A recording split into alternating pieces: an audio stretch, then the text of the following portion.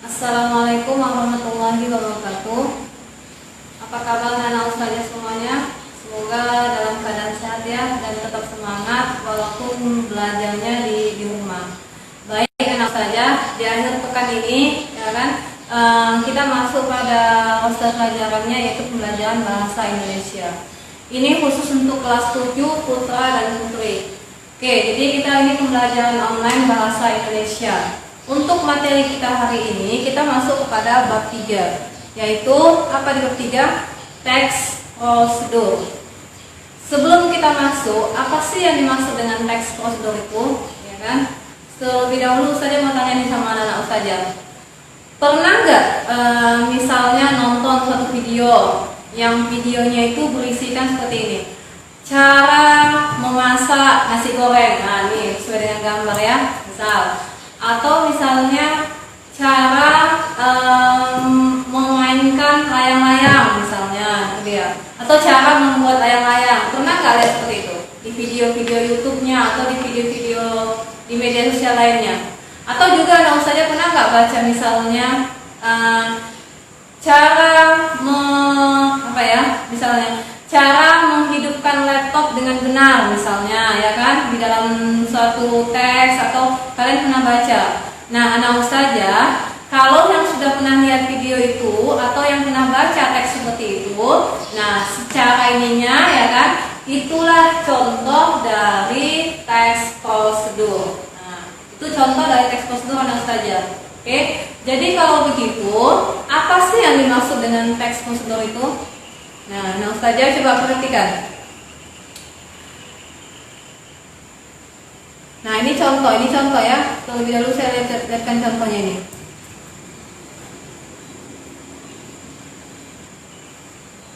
Nah, ini contoh teks prosedur, ya kan? Cara mendirikan tenda kemah. Nah, itu dia. Lalu apa sih yang dimaksud dengan teks prosedur itu tadi? Nah, coba lihat. Teks prosedur itu adalah teks yang berisikan cara atau langkah-langkah untuk melakukan sesuatu kegiatan tertentu, ya kan? Maupun membuat sesuatu yang disajikan secara berurutan. Nah, ini dia nih. Jadi teks prosedur itu adalah teks yang berisikan cara atau langkah-langkah untuk melakukan sesuatu. Ya, itulah teks prosedur.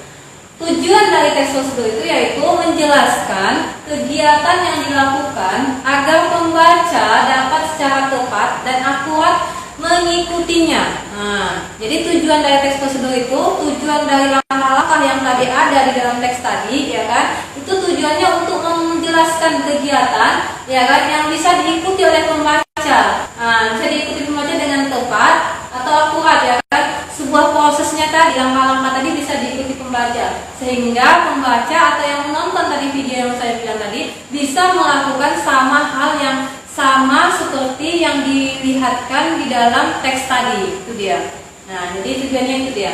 Contohnya mana? Ini dia. Contoh teks prosedur, yaitu cara mendirikan tenda. Nah, tenda kemah. Ini dia. Oke, nanti anak ustazah bisa baca ya. Bisa baca nanti bagaimana urutan-urutannya seperti itu. Lalu selanjutnya, ciri umum dari teks prosedur itu apa sih, ya kan? Jadi apa yang membedakan setiap teks itu?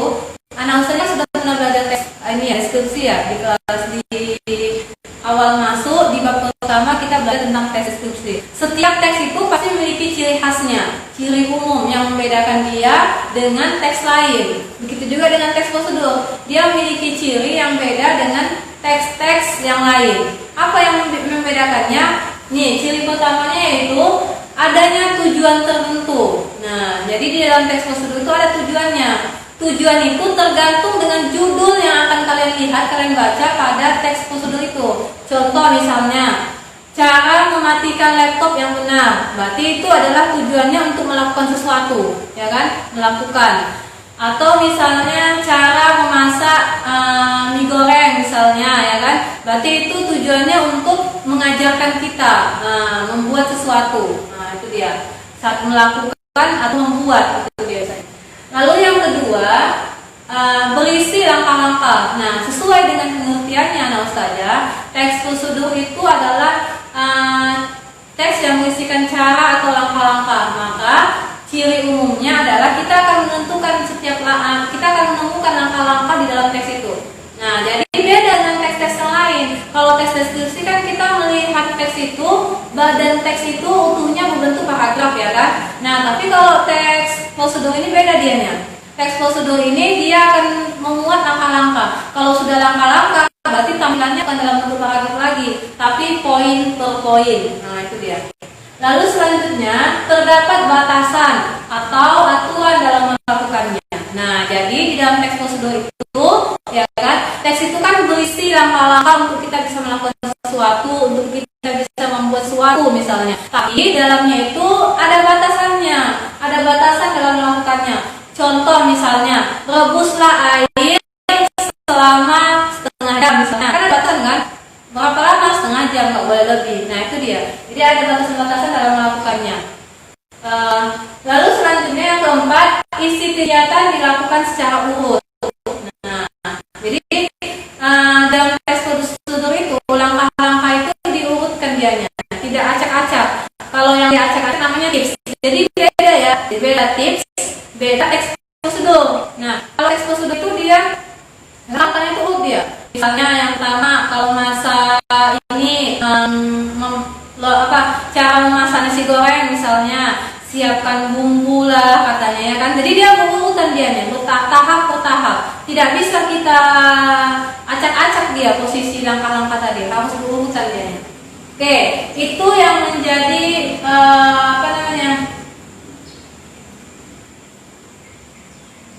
ciri umum dari teks prosedur. Lalu selanjutnya ciri kebahasaan. Nah, coba lihat ciri kebahasaan di dalam teks prosedur. Yang pertama, menggunakan pola kalimat perintah. Oke, di dalam teks prosedur itu kita akan menemukan pola kalimat-kalimat perintah.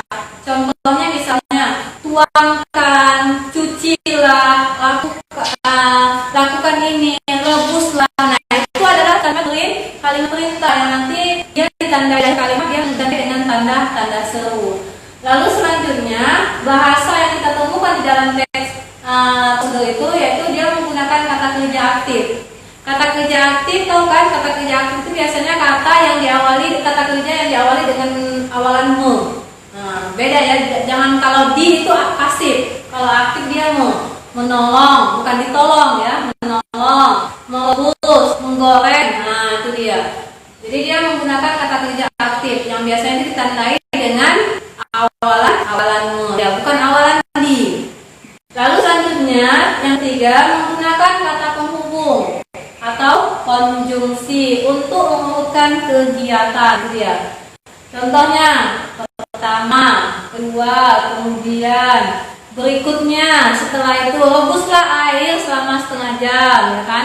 Setelah itu, masukkan air, tuangkan air ke dalam gelas misalnya. Jadi ada kata konjungsi setelah itu atau kemudian, gitu ya. Konjungsi tadi catat ya, itu konjungsi adalah kata penghubung.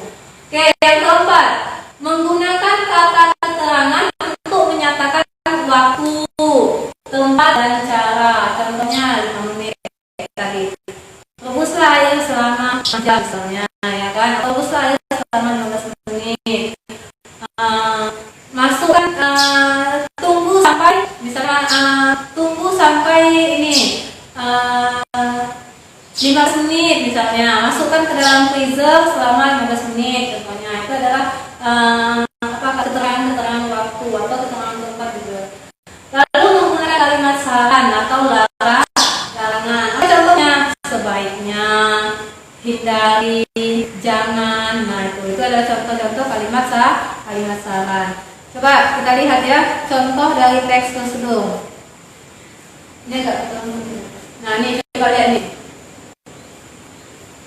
Mana dia langkah-langkahnya ya? Nah, ini setelah menegakkan tiang. Nah, ini ada katakan setelah menegakkan tiang. Setelah ini kata konjungsi. Pasang tiang tenda sesuai posisinya. Ini kalimat apa? Ini ciri dari kalimat mana? Ini dia. Pasanglah tenda sesuai sesuai posisinya. Nah, pasang tenda ini merupakan kalimat perintah. Ini contoh dari kalimat perintah, ya kan? Buka lembaran tenda untuk mengetahui besarnya. Nah, itu juga masuk kalimat perintah. Oke, itu dia ya. Nah, jadi tadi kita pengertian tujuan, ciri umum, lalu ciri kebahasaannya.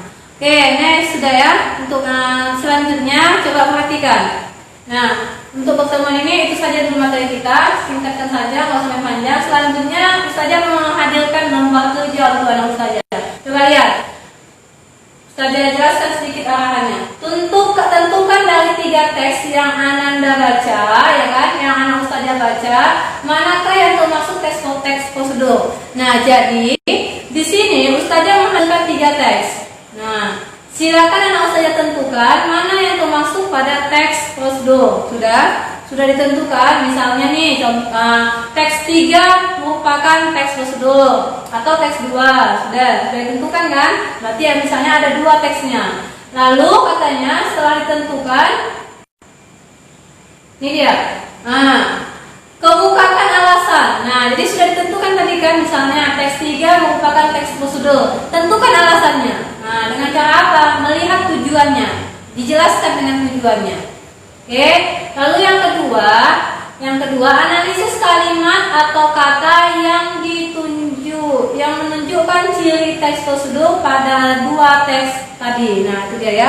Jadi pada 2 teks tadi, tunjukkan ini kan, tadi kan sudah ditentukan teksnya yang mana. Lalu anak Ustazah sudah ditentukan teksnya mana, lalu tunjukkan mana dia merupakan ciri kebahasaan dari teks prosedur tadi. Anak Ustazah analisis lah.